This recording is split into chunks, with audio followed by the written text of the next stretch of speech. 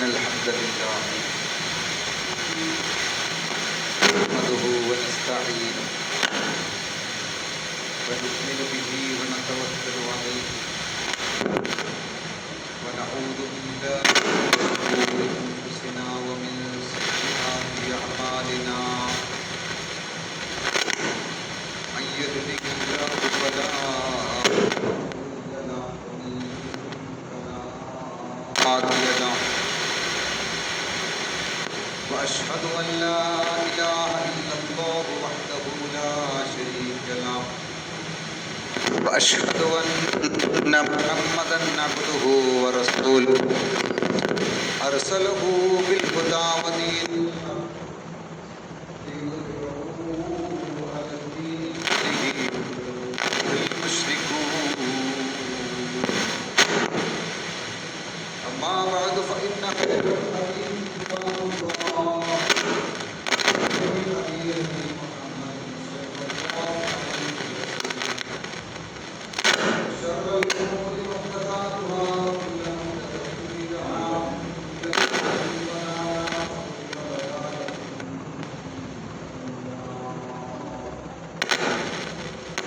اللهم صل على محمد وعلى آل محمد كما صليت على إبراهيم وعلى آل إبراهيم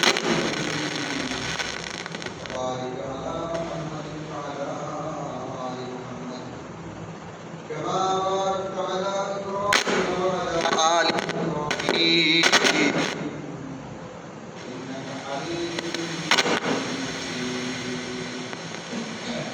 أعوذ بالله من الشيطان الرجيم. بسم الله الرحمن الرحيم. يا أيها الناس اتقوا ربكم الذي خلقكم من نفس واحدة خلق منها زوجها وبث منهما رجالا كثيرا ونساء واتقوا الله الذي تساءلون به والأرحام إن الله كان عليكم رقيبا. إن الله لا يغير ما بقوم حتى يغيروا ما بأنفسهم. ബഹുമാന്യരായ ജീവിതത്തിലുടനീളം അല്ലാഹുവിൻ്റെ നിയമനിർദ്ദേശങ്ങൾ വിധിവിലക്കുകൾ പാലിച്ചുകൊണ്ട് തഖ്വയുള്ളവരായി ഭയഭക്തരായി ജീവിക്കണമെന്ന് ആദ്യമായി എന്നോടും തുടർന്ന് നിങ്ങളോടും വസിയത്ത് ചെയ്യുകയാണ്, ഉപദേശിക്കുകയാണ്, ഉണർത്തുകയാണ്. പരിശുദ്ധ റമളാൻ നമുക്ക് മാറ്റത്തിനുള്ള സന്ദേശമാണ് നൽകിയിരിക്കുന്നത്. റമളാന് ശേഷം റമളാന് മുമ്പും നമ്മുടെ ജീവിതത്തെ നാം താരതമ്യം ചെയ്യേണ്ടതുണ്ട്. റമളാൻ്റെ മുമ്പ് ജീവിച്ചതിനേക്കാൾ മെച്ചപ്പെട്ട ഭക്തിനിർഭരമായ ഒരു ജീവിതമാണ് നമുക്ക് റമളാന് ശേഷം നയിക്കാൻ കഴിയുന്നതെങ്കിൽ റമളാൻ നമ്മളെ സ്വാധീനിച്ചു, റമളാനിലെ കർമ്മങ്ങളിൽ നമുക്ക് ഫലം ചെയ്തു എന്നാണ് അതിനർത്ഥം. എനിക്ക് നന്നാവാൻ സാധിക്കും എന്ന് പഠിപ്പിച്ചാണ് റമളാൻ നമ്മിൽ നിന്നും വിട പറയുന്നത്. ഹറാമുകൾ കാണുകയും ചെയ്യുകയും ചെയ്തിരുന്നവർ കഴിഞ്ഞൊരു മാസക്കാലം അതിൽ നിന്നെല്ലാം മാറി നിന്നു. റമളാന്റെ പകലിൽ ഭക്ഷണം, പാനീയം, ഭാര്യാഭർത്തൃബന്ധം എല്ലാം മാറ്റിവെച്ചു. ഇത് അറിയിക്കുന്നത് നമുക്ക് മാറ്റം സാധ്യമാണ് എന്ന് തന്നെയാണ്. വിശുദ്ധ ഖുർആൻ സൂറത്ത് റഅദ് 11 നമ്മെ പഠിപ്പിക്കുകയാണ്. ഇന്നല്ലാഹ ലാ യുഗയ്യിറു മാ ബിഖൗമിൻ ഹത്താ യുഗയ്യിറു മാ ബിഅൻഫുസിഹിം.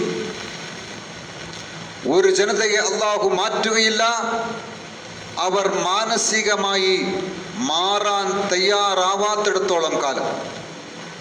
മാനസികമായി മാറാൻ തയ്യാറാവുന്നുണ്ടെങ്കിൽ തീർച്ചയായും അല്ലാഹു അവരിൽ മാറ്റമുണ്ടാക്കുമെന്നാണ്.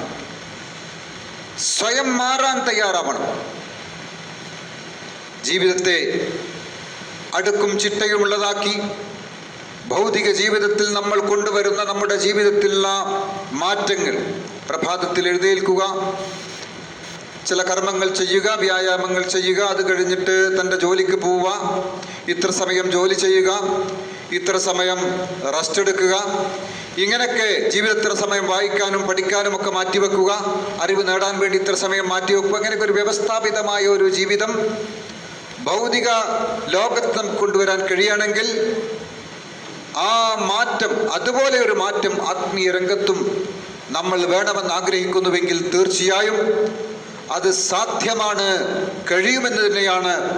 ഈ ശക്തമായ ഉഷ്ണത്തെ അതിജീവിച്ചുകൊണ്ട് ഈ റമദാനിലെ 30 നാളുകളിൽ നമുക്ക് നോമ്പെടുക്കാൻ കഴിഞ്ഞിട്ടുണ്ടെങ്കിൽ തീർച്ചയായും വരും നാളുകളിലും ഇനിയും സുന്നത്ത് നോമ്പുകൾ എടുക്കാനും അതുപോലെ തന്നെ ഇബാദത്തുകൾ വർദ്ധിപ്പിക്കാനും ഖുർആൻ പാരായണം വർദ്ധിപ്പിക്കുവാനും ഇസ്ലാമിക അധ്യാപനങ്ങളുടെ പഠനം തങ്ങളുടെ ജീവിതത്തിൽ കൊണ്ടുവരാനും കഴിയുമെന്നും അതിന് വ്യവസ്ഥാപിതമായ ഒരെടുക്കും ചിട്ടയും കൊണ്ടുവരാൻ കഴിയുമെന്നും തീർച്ചയായും സാധിക്കും എന്നതിൻ്റെ വ്യക്തമായ തെളിവാണ് ഈ റമദാൻ നമ്മളിൽ ഉണ്ടായിരിക്കുന്നത്. മഹാനായ ഉമറുൽ ഫാറൂഖ് റളിയല്ലാഹു അൻഹുവിന്റെ ചരിത്രം നാം പരിശോധിക്കുമ്പോൾ വളരെ മോശപ്പെട്ട ജീവിതം, അക്രമത്തിന്റെ, ഗുണ്ടായിസത്തിന്റെ ജീവിതം നയിച്ചിരുന്ന വ്യക്തിയായിരുന്നു മഹാനായ ഉമറുൽ ഫാറൂഖ് റളിയല്ലാഹു അൻഹു. വിശുദ്ധ ഖുർആൻ അദ്ദേഹത്തിന്റെ ജീവിതത്തിൽ വലിയ മാറ്റം സൃഷ്ടിക്കുകയാണ്. വിശുദ്ധ ഖുർആന്റെ പാരായണമാണ് അദ്ദേഹത്തെ സ്വാധീനിക്കുന്നത്.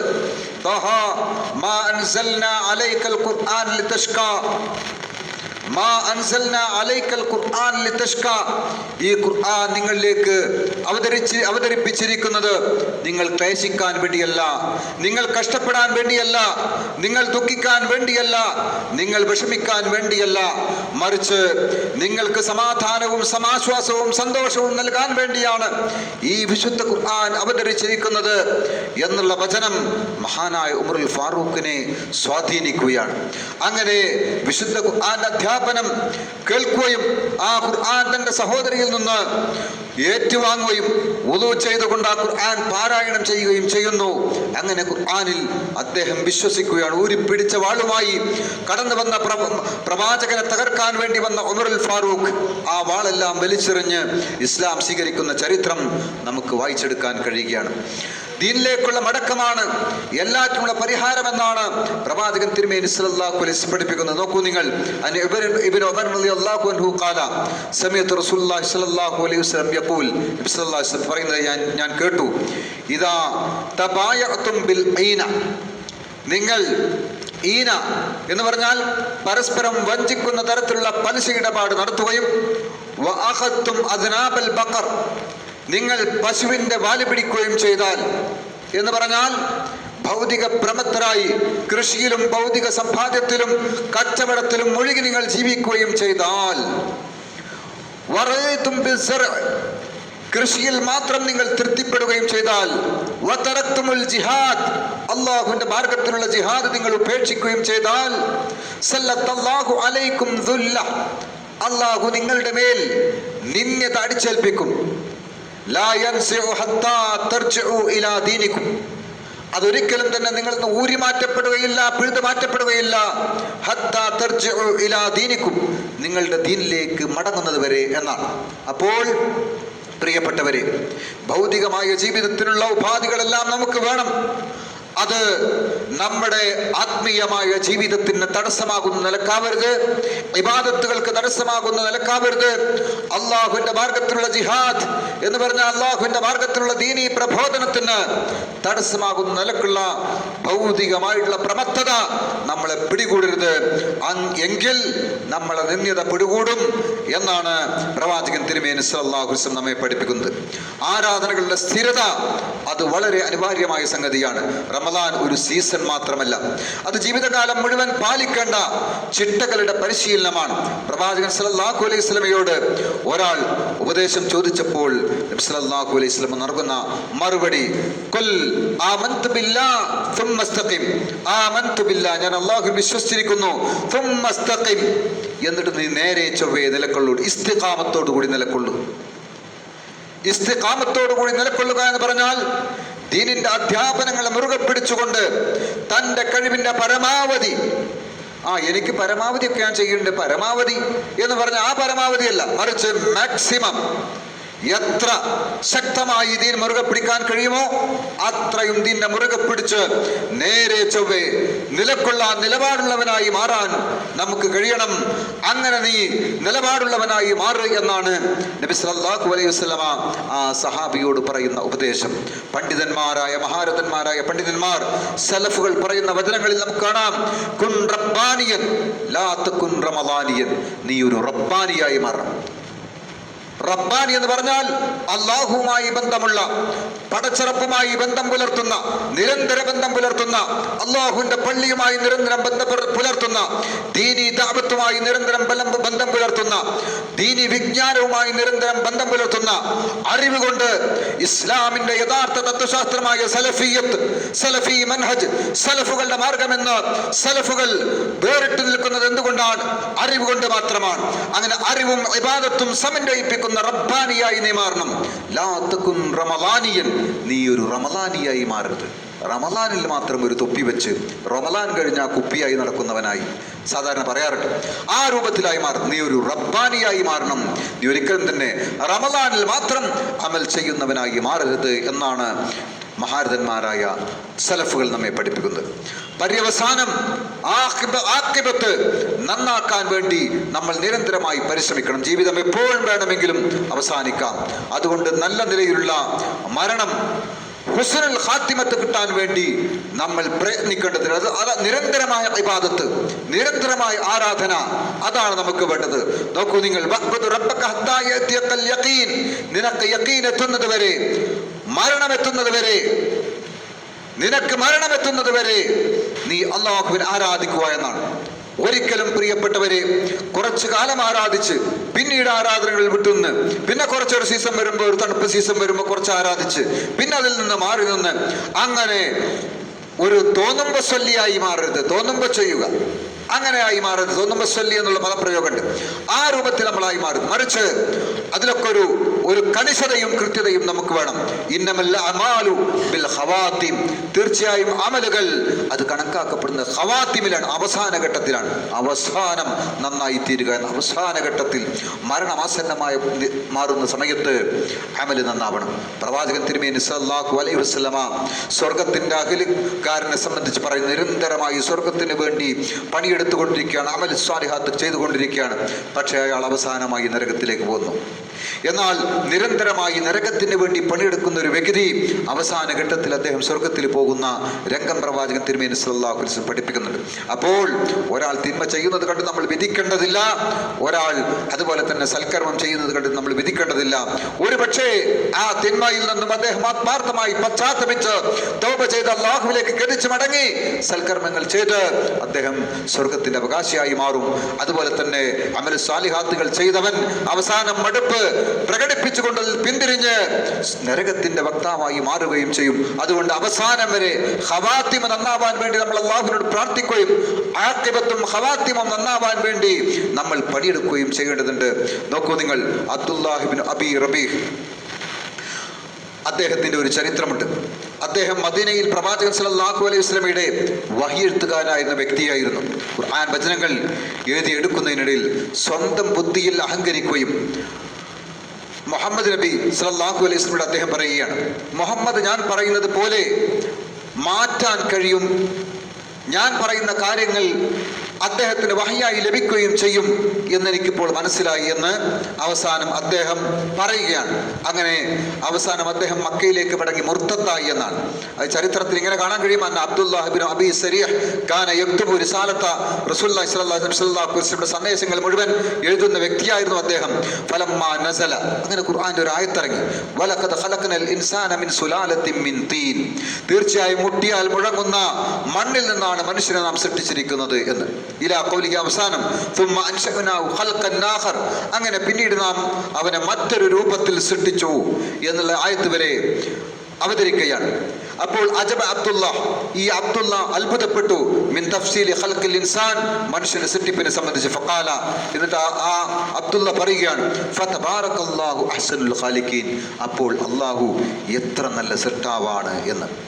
ഫഖാല റസൂലുള്ളാഹി സ്വല്ലല്ലാഹു അലൈഹി വസല്ലം, അപ്പോൾ നബി സ്വല്ലല്ലാഹു അലൈഹി വസല്ലം പറഞ്ഞു, ഹഖദാ ഉൻസിലത് അലയ്യ, താങ്കൾ ഈ പറഞ്ഞതുപോലെ തന്നെ എനിക്ക് ഖുർആൻ ആയത്ത് ഇറങ്ങിയിരിക്കുന്നു എന്ന്. അപ്പൊ അതേ ആയത്ത്, ആ പറഞ്ഞ വാചകം തന്നെ നബി സല്ലല്ലാഹു അലൈഹി വസല്ലം ആയത്തായി അവതരിക്കുകയാണ്. ഫർതാബ അബ്ദുല്ല, അപ്പോൾ അബ്ദുല്ല റൈബിലായി, സംശയത്തിലായി. ഫഖാല ഇൻ കാന മുഹമ്മദൻ സാദിഖൻ, മുഹമ്മദ് സത്യസന്ധനാണെങ്കിൽ ഫഖദ് ഊഹിയ ഇലയ്യ കമാ ഊഹിയ ഇലൈഹി, അദ്ദേഹത്തിലേക്ക് വഹി ഇറങ്ങുന്നത് പോലെ എനിക്കും വഹി ലഭിക്കുന്നു. ഫലഹിക ബിബക്ക മുർത്തദ്ദൻ, അങ്ങനെ മുർത്തദ്ദായി മക്കയിൽ പ്രവേശിച്ചു എന്നാണ്. അപ്പോൾ പ്രവാചകൻ തിരുമേനി സല്ലല്ലാഹു അലൈഹി വസല്ലമയുടെ വഹി എഴുത്തുകാരനായിട്ട് പോലും ആ മനുഷ്യന് രക്ഷയുണ്ടായില്ല. അവസാന ഘട്ടത്തിൽ അഹങ്കാര നിമിത്തം മുർത്തദ്ദായി പിഴച്ചു പോകുന്ന രംഗമാണ് ഇവിടെ നമ്മൾ കാണുന്നത്. അതുപോലെ തന്നെ ഖുർആൻ മനഃപ്പാഠമാക്കിയ മറ്റൊരു വ്യക്തിയുടെ കഥ താബികളുടെ ചരിത്രത്തിൽ നമുക്ക് കാണാൻ കഴിയും. ഇസ്ലാമിക യുദ്ധങ്ങളിൽ മുൻപന്തിയിൽ നിന്നിരുന്ന ഖുർആൻ മുഴുവൻ മനഃപ്പാഠമാക്കിയിരുന്ന ഒരാൾ റോമൻ കോട്ട കാവൽ നിൽക്കാനായി അദ്ദേഹത്തെ സഹാബത്ത് ഏൽപ്പിച്ചു, താബീങ്ങൾ ഏൽപ്പിച്ചു. അങ്ങനെ കോട്ടയ്ക്ക് മുകളിൽ ഒരു സ്ത്രീയെ ആ മനുഷ്യൻ കാണുകയാണ്. അദ്ദേഹം ആ സ്ത്രീയിൽ താല്പര്യമുള്ളവനായി, അനുരുക്തനായി. അവളെ വിവാഹം കഴിക്കാനും മതം മാറാനും അവസാനം ഈ മനുഷ്യൻ തയ്യാറായി. അങ്ങനെ അവൾ ആവശ്യപ്പെട്ടതിനനുസരിച്ച് മതം മാറുകയും അവളോടൊപ്പം മതം മാറി താമസിക്കുകയും ചെയ്തു. വർഷങ്ങൾക്ക് ശേഷം പഴയ സുഹൃത്തുക്കൾ അദ്ദേഹത്തെ കണ്ടപ്പോൾ അദ്ദേഹം തീർത്തും ദയനീയനായി, നിരാശനായി ജീവിക്കുകയായിരുന്നു. എന്നിട്ട് ജനങ്ങൾ അദ്ദേഹത്തോട് ചോദിച്ചു, ഖുർആൻ വല്ലതും നിനക്ക് ഓർമ്മയുണ്ടോ എന്ന് ചോദിച്ചു. അദ്ദേഹം പറഞ്ഞു, ഞാൻ എല്ലാം ഖുർആൻ മുഴുവൻ മറന്നു, പക്ഷെ ഒരൊറ്റ ആയത്ത് മാത്രം ഞാൻ മറന്നില്ല. ഏതാണ് ആയത്ത്? റുബമാ യവദ്ദുൽ ലദീന കഫറൂ ലൗ കാനൂ മുസ്ലിമീൻ, കാഫിറുകൾ മോഹിച്ചു പോകും ഞാൻ മുസ്ലിം ആയിരുന്നെങ്കിൽ എന്ന്. ആ ഒരൊത്തായിട്ട് അദ്ദേഹം പറഞ്ഞില്ല. അവിശ്വാസികൾ മുഴുവൻ മോഹിച്ചു പോകുന്ന അവസരം അവരുടെ ജീവിതത്തിൽ ഒരിക്കലെങ്കിലും ഉണ്ടാകുമെന്നാണ്. ലൗ കാനൂ മുസ്ലിമീൻ, ഞങ്ങൾ മുസ്ലിങ്ങളായിരുന്നുവെങ്കിൽ.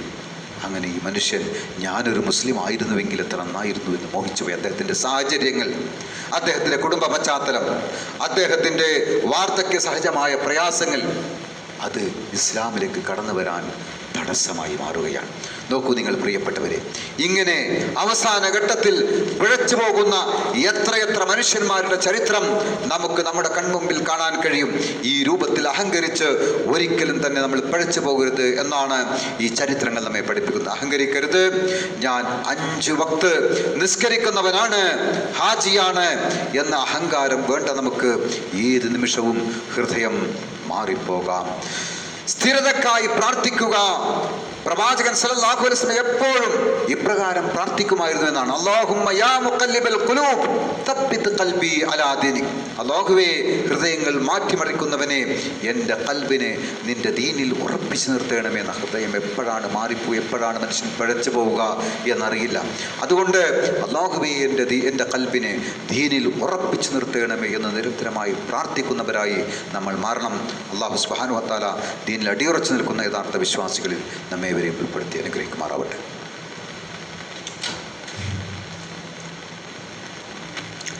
അൽഹംദുലില്ലാഹ് വസ്സലാത്തു വസ്സലാമു അലാ റസൂലിൽ അമീൻ വഅലാ ആലിഹി വസഹ്ബിഹി അജ്മഈൻ. ബഹുമാനികളെ, ഒരിക്കൽ കൂടി അള്ളാഹുവിൻ്റെ നിയമനിർദ്ദേശങ്ങൾ പാലിച്ചുകൊണ്ട് തഖ്വയുള്ളവരായി ഭയഭക്തരായി ജീവിക്കണമെന്ന് ഉണർത്തുകയാണ്, വസിയത്ത് ചെയ്യുകയാണ്, ഉപദേശിക്കുകയാണ്. اللهم اغفر للمؤمنين والمؤمنات والمسلمين والمسلمات. اللهم اغفر للمؤمنين والمؤمنات والمسلمين والمسلمات. اللهم اجرنا من النار، اللهم اجرنا من النار، اللهم اجرنا من النار. اللهم لا تشفي خلقنا بالنار ولا تجعلنا من خطب النار وإنها بئس الدار وبئس المثوى وبئس القرار. ربنا اغفر لنا ولإخوان الذين سبقونا بالإيمان ولا تجعل في قلوبنا غلا للذين آمنوا ربنا إنك رؤوف رحيم. اللهم أرنا الحق حقا وارزقنا اتباعه وأرنا الباطل باطلا وارزقنا اجتنابه. ربنا آتنا في الدنيا حسنة وفي الآخرة حسنة وقنا عذاب النار برحمتك يا أرحم الراحمين.